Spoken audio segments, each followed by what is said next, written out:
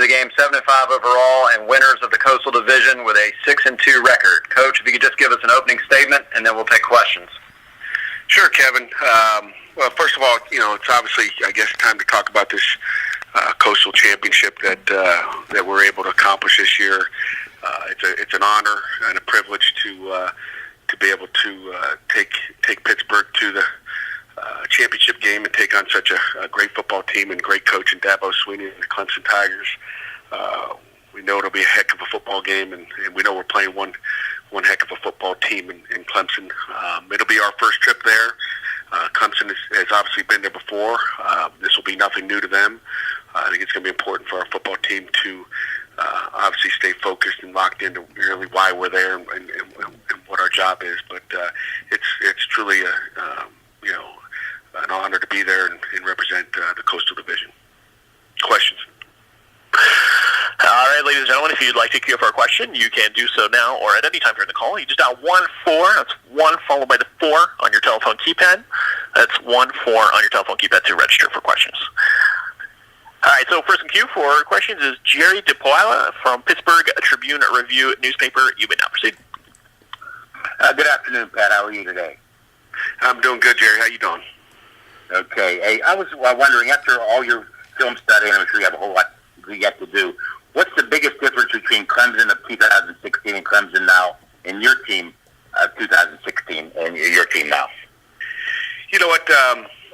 I think we're probably, I can talk probably more about our team, and I can tell you more about their team maybe later on in the week. I apologize for not, we're kind of, cleaning up really what we did this past weekend against Miami. So I'm not prepared to really say who they are right now, but I know they got a younger quarterback that's obviously done a phenomenal job as a rookie, and they're very talented. I mean, Christian Wilkins on defense, I recruited him a few years ago. I can't believe he's still there playing. They're obviously very talented. They wouldn't be the number 2 team in the country, and I think we've come a long way since we played them a couple years ago. I think our depth is better. Are we a better football team? I don't know. That's something that's still to be determined, but it's hard to gauge that. Sorry, I couldn't answer that question a little bit better, Jerry. I'll catch you later, Pat. All right, buddy.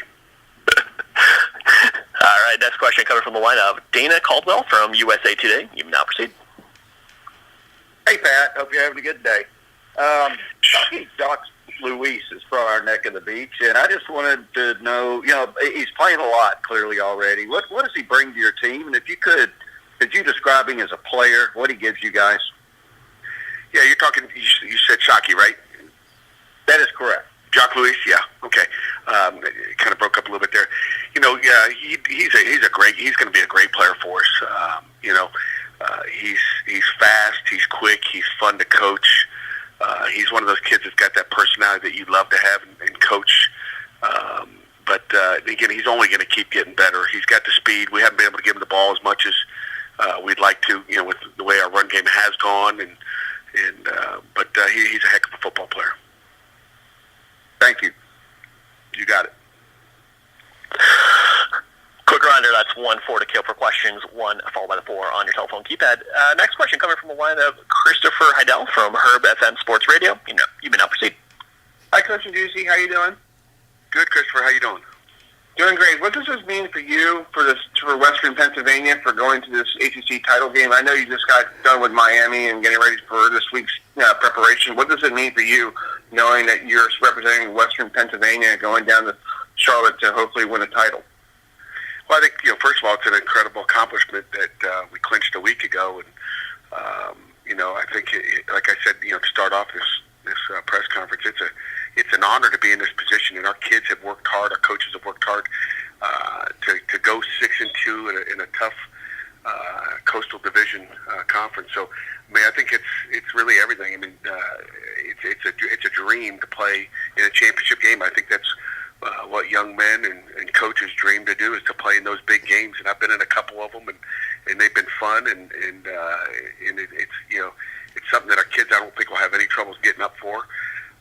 Compared to other games, we got to just maintain our focus and stay calm. And but it's I think it's great for the city of Pittsburgh and Western Pennsylvania, really the state of Pennsylvania. And with the crossover tape, do you have stuff to get ready for Clemson? What tape do you guys use to get ready for a team you haven't played in like 2 years?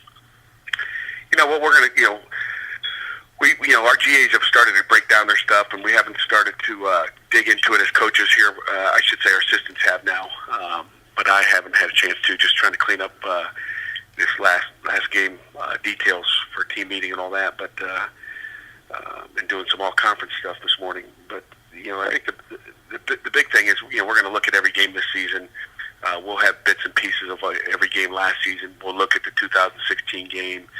We'll go back and look at really just any explosive plays they've had, any trick plays, wheels, anything new that we haven't seen. So we'll have really a 2-year deal on them, and we've started that weeks ago. Mm-hmm. Well, good luck with practice this week. Thanks, Christopher. Appreciate it. Next question coming from the line of Pete Wacabelli from the Associated Press in Columbia, South Carolina. You may now proceed. Hey, Pat. Thanks for doing this. Obviously, you guys are going to be a big underdog going in. Do you play that card with your guys, or do you look at what you were able to accomplish at Clemson 2 years ago as a blueprint for, hey, we can really get this done? What we did 2 years ago really won't have a factor, Pete. I mean, that was 2 years ago. We got different players. We got different coaches. Really what it's going to come down to is what we do this week. And, the underdog, I think our kids will know that they're the underdog. I don't think I have to tell them. I think if you turn any TV station on or turn on ESPN, that they'll find out by the time we get to probably the Wednesday that they're the underdog. So I won't really have to play that role up. I think they'll have figured that out. Yeah. All right, next up we have Eric Boynton from the Spartanburg Herald Journal. You may now proceed. Hi, Coach. Thank you for the time today. Obviously, you came into Saturday's game with 4 straight wins, the last 3 by double digits. And how disappointing and deflating in a way was it to end the regular season on the note you did Saturday? And what's the greatest challenge to kind of quickly get these guys, get their mojo back and get the confidence back and kind of gain some of that momentum back? Well, I think football players in general have confidence. Period. I don't know if it's not like we got our doors blown off. It's a tight game for most of the game, and we let it get away from us at the end with a couple runs. But I'm not so sure. Some of our kids weren't already looking forward to this game already. So I don't think we'll have much of a trouble trying to get them ready for the game. I think they look forward to it for a week, maybe too much. But I think that's the main thing. Did I answer that whole question? Yeah, that was fine. Thank you. Okay.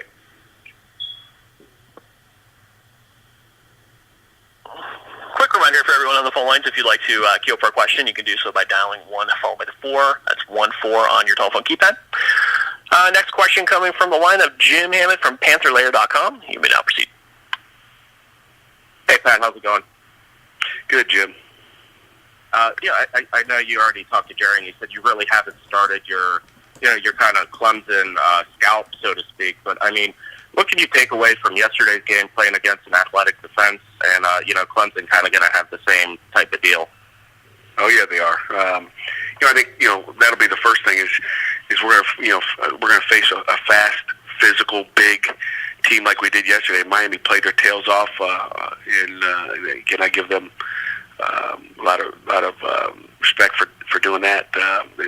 Coach Rick had them going and ready for us, and I'm sure Clemson will be ready as well.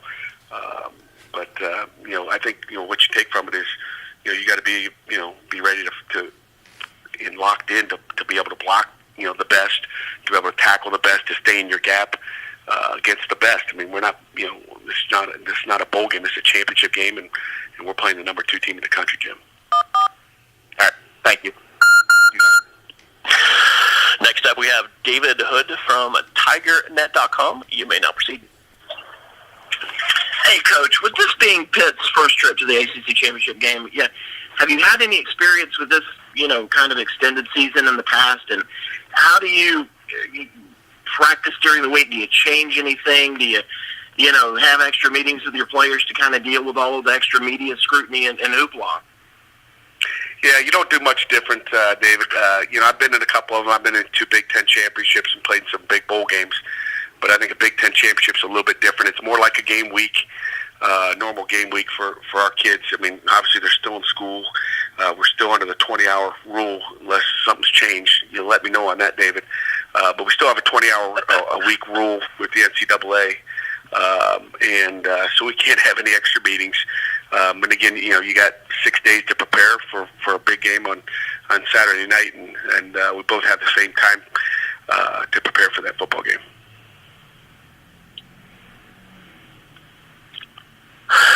All right, next up, we have Tom Shanahan from the ShanahanReport.com. You may now proceed with your question.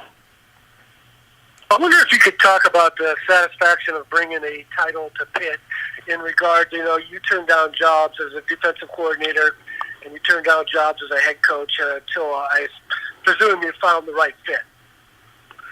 Yeah, no question about it, Tom. When I took this job a few years back, one of the reasons, I took the job is because I'd love the opportunity to compete in the ACC. I loved the conference. I loved the division that we're in. I thought, looking at the Coastal, that I thought anybody had a chance to win that division and have an opportunity to go play in a championship game. And, really, 4 years later, it's come to fruition that I was right in what I thought that, we could, kind of go through the division and have an opportunity to play in this game. I always felt like nobody in the division was going to be undefeated, winning that division and clinching it. So it's a tremendous, opportunity that our kids have to go in there and compete against the best in the country. Yeah, but in respect to, coaching is such a tough business. You found a job, but you turned down other jobs and you found one that you liked, and it's paid off. No doubt about it, David. It's definitely paid off, and I love Pittsburgh, and I enjoy being here. Great. Thanks, Coach. You got it. Thanks, David. All right, next question coming from the line of Brian Batko from Pittsburgh Post-Gazette. You may now proceed.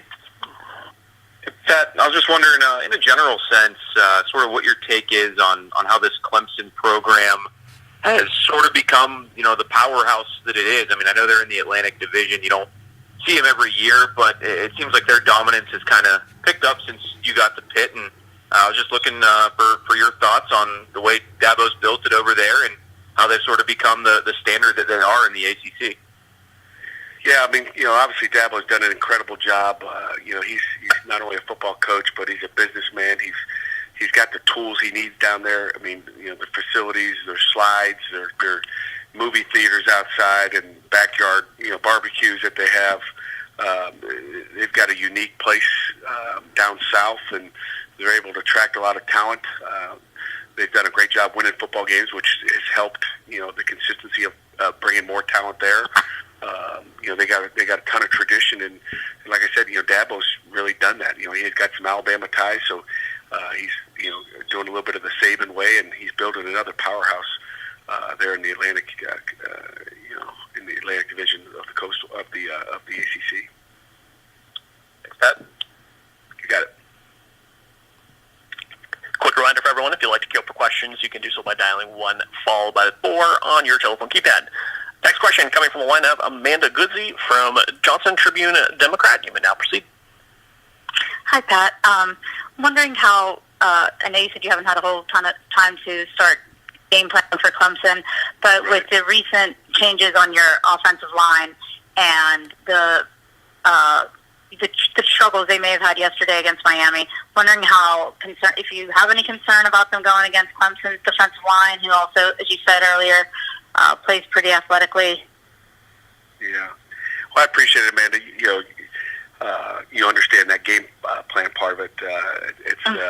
It's really obviously too early to decide that. But with the injury of Jimmy Morrissey, which I was asked after the game, and you didn't really know as much as you saw when you watched the tape. There were certainly some concerns as far as what we did and how we did it, and some things that now I mean, I think you always get your best performance from game 1 to game 2 at the beginning of a season, and I think again we're right back to where we are in game 1. How are we going to adjust from game 1 to game 2 with a new starting offensive line, some new parts in there. Not only with Connor Dentino, but with Hargrove at the guard spot. So it's different, and it causes some communication problems that we'll have to fix and make better this coming weekend to have a chance.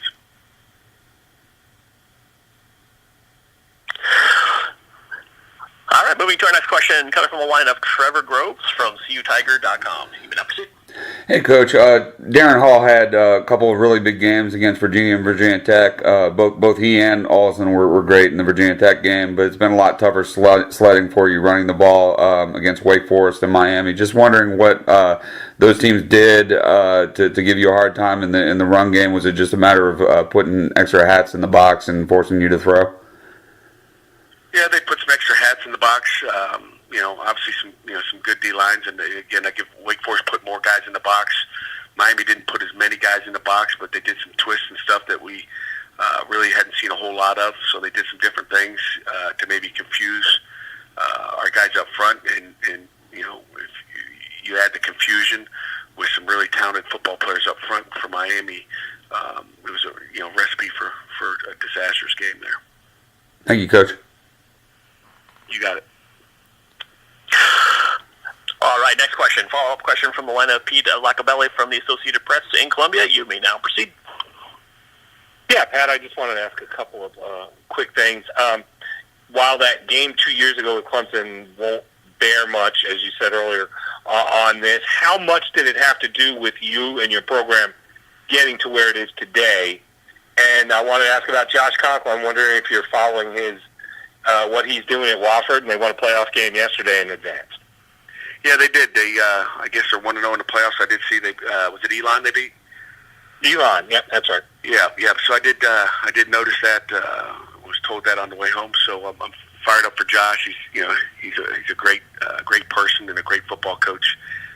It does not surprise me he's having the success he had down there with a great Wofford program. And then going back to how we got where we are with that Clemson game. Obviously, anytime you can go be one of the best in the country, I think it gives your kids that belief that what we're doing is the right stuff, and that if we have that focus and we continue to work our trade, that you have an opportunity to win a lot of football games and beat anybody when you do that.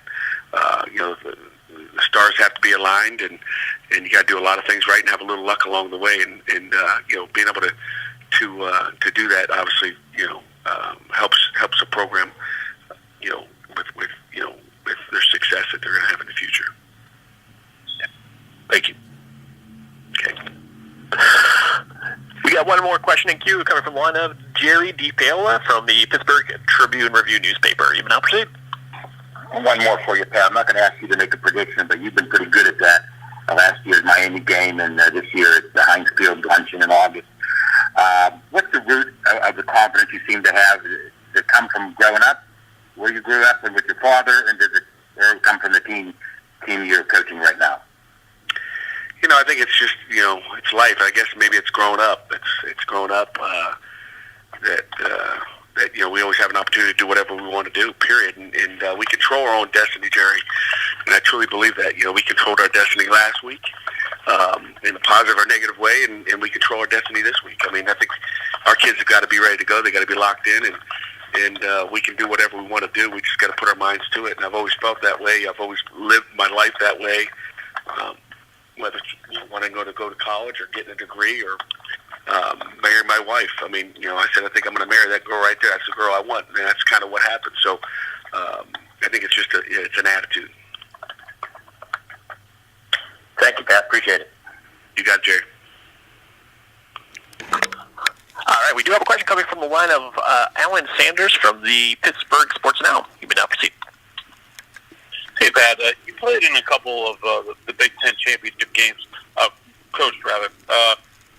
Were you able to take anything away from those experiences that you feel like have helped you, whether it comes to preparation or just things to say to these guys this week before this game?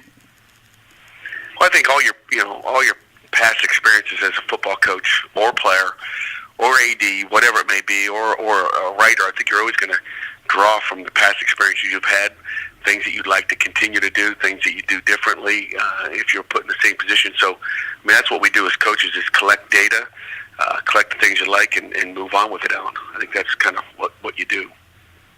Were there some specific things you looked at from the first time you played in the Big Ten championship game to the second that you did differently at Michigan State? There were some things we did differently for sure. Schematically as well as just structurally with how we structured the weekend. Thanks, Matt. You got it. We got a couple more questions. First one coming from a follow-up question from the line of Eric Boynton from the Spartanburg Herald-Journal. You may now proceed. Yeah, I know obviously you haven't had, Coach, a lot of reason to focus or pay a whole lot of close scrutiny to Clemson this year. But I just wondered if you had any thoughts as to kind of the reputation that the new quarterback, Trevor Lawrence, has kind of maybe garnered maybe with you and maybe other coaches around the league now that he's taken over the starting role for 8 games, and just kind of maybe any thoughts that you have, even maybe just kind of getting to see him in passing here and there. Yeah, like I said, I think I watched a little bit against Clemson, Syracuse, in a previous game early in the year. But, just, looking at, and again, really our offensive side of the ball, watching more of that. I watched more of, Clemson's offense against Syracuse defense and vice versa. But, I think, Trevor's done an unbelievable job. I mean, he's leading the number 2 team in the country and maybe the number 1 team in the country to an undefeated season. He's obviously got all the tools. Dabo named him the starter a long time ago, and rightfully so. So, I mean, I think his work speaks for itself. The victories speak for itself, and I'm going to get a chance, firsthand to watch a ton of tape this week and watch and see what makes him so special.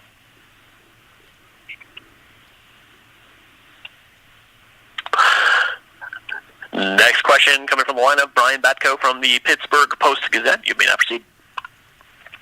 Yep. Pat, I was just wondering if there's a memory or something like that from the 2016 Clemson win that is always one that sort of jumps in your mind when you think about that game or get asked about that game, whether it's a certain play or something that happened off the field or anything like that, or maybe just the image you think you'll have of that in 5 or 10 years or whatever when you look back. I think the one play, and I'm a pretty simple guy, but the one play that stands out the most is being on a knee and watching Chris Bood kick that field goal through the end, through the uprights at the end of the game. I mean, I think that's the final play, which is the final part that you remember the most about that football game for me. And there was a lot of great plays in there, whether it was Salim Brightwell's interception. I mean, there was a ton of great plays. Jamar Parrish going down the sideline catching a wheel route. I mean, there was a ton of plays in that game. James Conner. I mean, Nathan Peterman was on fire that day. I mean, there was a ton of great plays in that game. Yeah, that's why I asked. There was also the stop at the end, so I wasn't sure if there's one that always sort of jumps to your mind right away. Yeah, that last one probably be the one. Doesn't happen without that one. All right, we got one more question coming from the line of David Hood from CUTigers.com. You may now proceed. Hey, Coach, with Clemson and Pitt being in different divisions and not playing really all that often, seems like sometimes there are ACC coaches that just don't have a lot to do with each other. How well do you know Dabo? How often do your paths cross? And just kind of your thoughts on the job he's done at Clemson. Well, he's done an unbelievable job. As coaches, whether they were in our division or not, we don't spend a whole lot of time as coaches together. The times you do are, at ACC media days where you spend time with them. But Dabo's done an incredible job. I think he's a great guy. I'd like to be like Dabo someday. He's got a great personality. He's a player's coach. I just think he does everything the right way. I got the utmost respect for Dabo and the job he's done there. And besides all that, I think he's a great person. In kind of a far-off perspective, he was not known as an X's and O's guy. He's never had a job as a coordinator on any level. What do you think is maybe the key to his success as a coach that never had that coordinator or previous head coaching experience? Well, he's a teacher. First of all, he's a teacher. He's a motivator.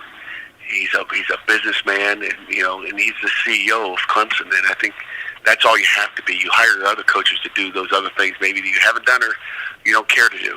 And whether you've been a coordinator on offense or defense or special teams or you haven't, doesn't mean you couldn't have done that. So talking enough, football and life with Dabo, he's a smart guy and he can do anything he wants to do. I'm sure he has a lot of ideas in that office about what should be done, or hey, why don't you try this? But he's a great football coach, because he can lead a team. The kids believe in him, and again, he understands the psychology of the kids, and just the way he deals with his kids, I think, is the key. They play their tail off for Dabo Swinney. Thank you, Coach. You got it, David.